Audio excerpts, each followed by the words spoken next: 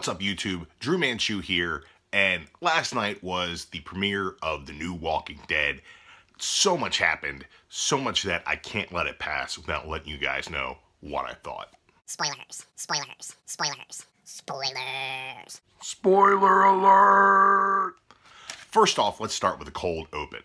Negan is a sick fuck. And Jeffrey Dean Morgan plays this part to perfection. He knows this character, and it's absolutely on point. Example, Hatchet. Pitch perfect. Absolutely awesome. I couldn't have expected more out of JDM. Loving it. Sick, twisted, right where it needs to be. As we pull away, he's dragging Rick into the RV, and the end of the cold open shows the gore of busted skull all over the gravel. Not only is the gore epic, but it's a frustrating tease because we still don't know whose head got caved in with Lucille. And we're back from commercial break. We get some Negan inside the RV with Rick. He's emotionally owning Rick, letting him know that he has no chance and there are no options. Go get my axe, Rick. Let's be friends. These lines are perfect Negan. The writers have taken the character from the comic books and transposed him onto celluloid, and I am amazed by it. Every word out of his mouth is priceless. Rick's constant flashbacks to the group, imagining them and what situations they're in, do nothing but prolong the torture that we have no idea who is dead. It's been all summer long. We're about 10 minutes in the episode. We still don't know who is dead. I really like the way that they drew this out. I really like the suspense that they gave within this episode. Eeny, meeny, miny, mo. Finally, we get to see this scene from a different perspective, and it is brutal, suspenseful, and terrifying. I was on the edge of my seat the entire time. And up until the last minute, I had no idea who it was going to be, and the fact that it was Abraham was a little disappointing to me initially. Then he hit him in the head with that bat, and he told him to suck his nuts.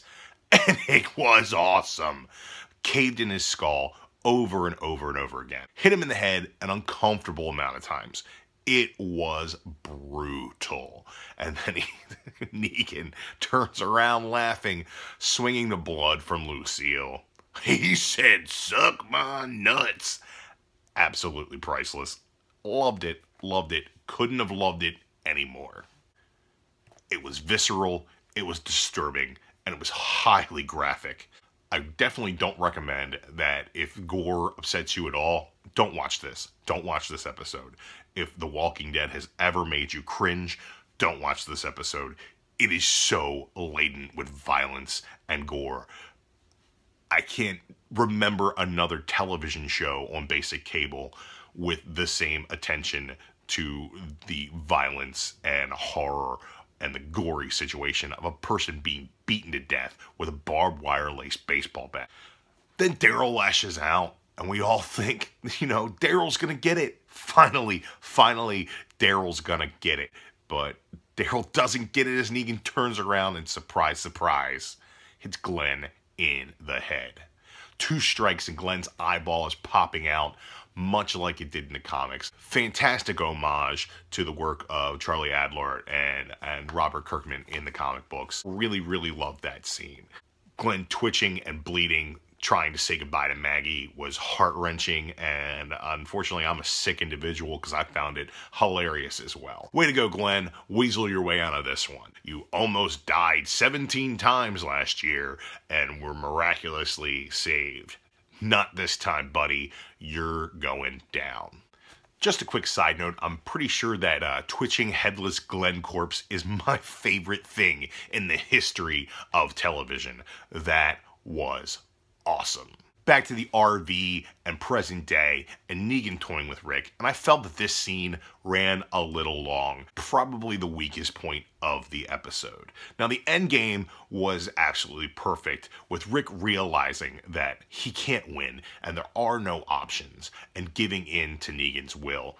And the priceless smile, the smug look of satisfaction on Negan's face was absolutely perfect. Jeffrey Dean Morgan has nailed this character. The writers have done a great job, and it's really great. I mean, I can't think of any other words to describe it but perfection. It's perfect. It's perfect. Don't change a thing. It's perfect. In the scene, we get a lot of Walker deaths. Rick struggling to find the hatchet, stumbling around. And we also get the only thing that I found cheesy about this episode, which was the hanging Walker's neck stretch effect. It was just a little bit too much, and the only blemish on a fantastic episode, in my opinion. Back with the group, Negan has Rick on his knees, crying like a little bitch in the dirt, ready to do the unthinkable, ready to chop off Carl's arm. This is a man raping another man without taking his pants off, being owned. And, like a train wreck, I couldn't look away. And like the sick fuck that I am, really, really, really loved everything about this. Negan continues to make us laugh the entire way, and I really, really loved a couple of the lines he came up with. Fantastic stuff. Even the dead guys, they get the Spirit Award for sure. That's great. It's absolutely pitch perfect. Loved it. I could not say enough good things about this episode. Excited to see where it goes moving forward. Negan makes the governor look like a fucking teddy bear. And anybody who hasn't been reading the books was not ready for this shit. Overall, I only had one gripe about the episode, that being the stretch neck Walker. Everything else was absolutely perfect. There's nothing else they could have done to make me happy other than kill Daryl. What's his name? Daryl? Actually, that sounds right. This has been the best episode of Walking Dead so far. I give this episode 5 out of 5. That's it for my review of this week's Walking Dead.